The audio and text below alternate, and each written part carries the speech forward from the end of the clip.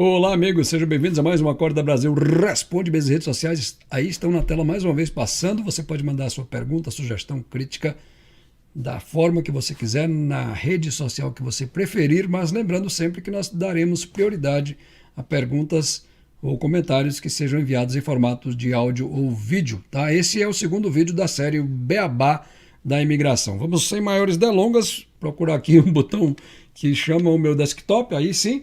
Nós paramos no programa de ontem nessa página, tá? E aí ele tem aqui uma série de coisas que nós precisamos ler sobre isso. Você vai ser perguntado sobre o quê? Sobre a sua nacionalidade, a sua idade, sobre a sua habilidade na língua, sobre os membros da sua família, sobre o seu nível de educação, a sua experiência profissional, quanto você ganha, tá? Quanto é que você produz em dinheiro e detalhes em alguma oferta de trabalho que você, porventura, tenha recebido. E aí diz o seguinte: baseado nas suas respostas, nós lhe diremos que programa você poderá ser elegível. E aí eles pedem para você ser o mais próximo possível da realidade, né, da verdade. Se você for elegível, nós então enviaremos para você uma lista de instruções detalhadas com o que você tem a fazer a seguir. E o David está aqui passando do meu lado, atrapalhando aqui a minha concentração. E aí tem um link chamado Check Your Eligibility, só que antes tem aí uma nota importante: essa informação é apenas para referência e nenhuma decisão de imigração vai ser feita baseada nas suas respostas. Se você escolher aplicar, ou seja, enviar sua documentação, da entrada no seu processo, a sua aplicação vai ser considerada por um oficial de imigração de acordo com a legislação canadense para imigração e a proteção do refugiado.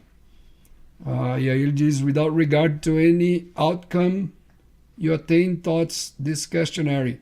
Tá? Então você é responsável, tá, por essas respostas que você vai dizer aqui. O David está aqui do meu lado, atrapalhando. Um detalhe importante que precisa ser dito: eu vou ter que, de vez em quando, interromper essas apresentações do desktop, gente, para explicar para vocês algumas coisas que precisam ser explicadas, tá?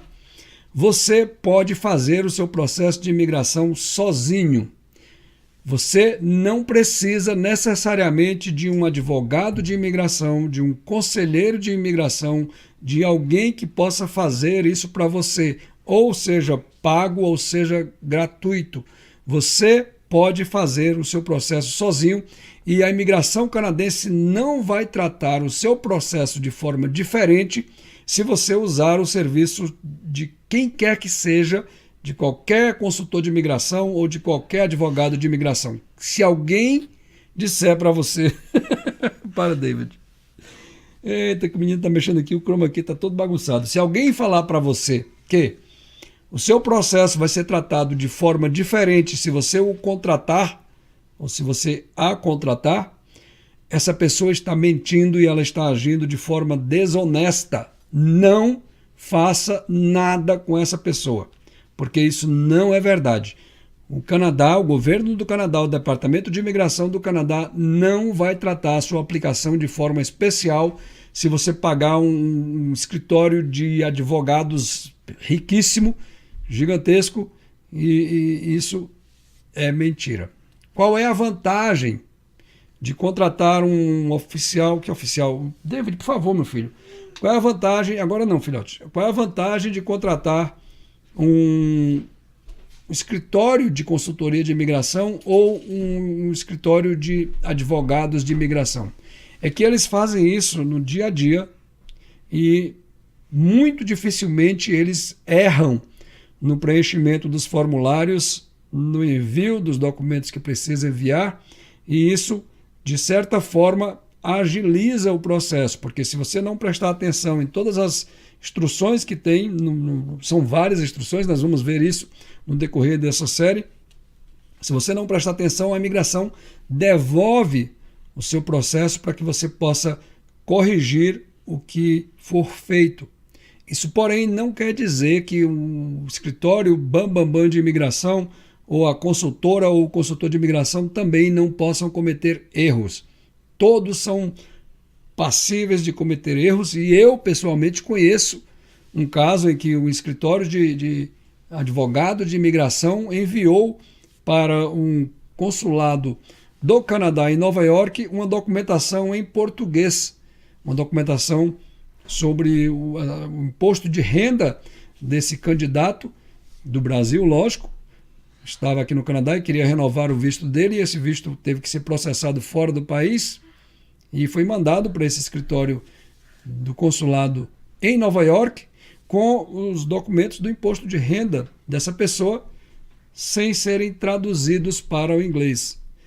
Uma das coisas que você precisa entender muito claramente aqui, de uma maneira geral, os oficiais de imigração do Canadá, eles seguem procedimentos padrões.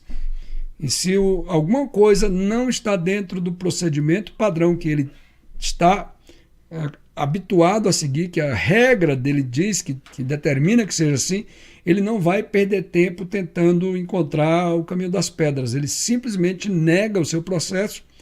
Se for um processo de visto, de visita, ele nega e acabou. Se diz, olha, não tem documentação suficiente.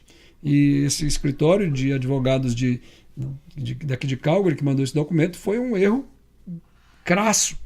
No entanto, foi um escritório que cobrava cerca de $2.500 para fazer esse tipo de aplicação. Ocorre que todo escritório de advocacia de imigração ou conselheiro de imigração decente, ele vai colocar uma notinha lá no seu contrato. Quando você faz o contrato com ele, ele vai botar uma notinha lá embaixo dizendo o seguinte, que eles vão fazer todo o possível para conseguir sucesso na sua aplicação. Porém, há uma possibilidade da imigração canadense negar o seu pedido e eles não assumem responsabilidade sobre essa negativa e nem também devolvem o que foi pago como honorários para esse escritório de advocacia ou conselheiro. E aí você não pode legalmente forçá-los a devolver o dinheiro, porque foi um contrato que você fez entre esse escritório e no contrato estava bem claro que eles não garantem 100%. Esse é outro detalhe. Se você contratar alguém, seja conselheiro de imigração, seja advogado, o mais renomado possível do país, e essa pessoa lhe garantir, dizer, olha, é 100% garantido, eu garanto, fique com o pé atrás, porque se você ficar com 2 pés atrás, você vai cair para frente, então não dá, mas fique com o pé. Se você puder segurar numa coluna, bote os 2 pés para trás, porque tem algo realmente muito estranho aí. Nós já estamos, mais uma vez, nos aproximando do limite do nosso programa de hoje, mas é importante que todas essas dúvidas, esses pontos sejam colocados para que não haja depois uma frustração maior da sua parte. Então, eu realmente, nessa série, eu pretendo ir passo a passo, destrinchando cada detalhe do site da imigração canadense. E como eu falei no programa inicial, eu não quero que o programa fique muito longo, porque senão as pessoas não assistem. Então a minha meta, meu objetivo é ficar no máximo com 10 minutos, e aí sim a gente vai desenvolvendo o assunto com você. Tá bom? Minhas redes sociais, mais uma vez, aí estão passando na tela. Você pode mandar sua pergunta em formato de texto, vídeo, áudio, pela rede social que você quiser, da forma que você quiser, mas lembrando que esse é um programa do YouTube de vídeos, então a gente dá prioridade a perguntas que venham em formato de áudio ou vídeo. Tá bom, gente?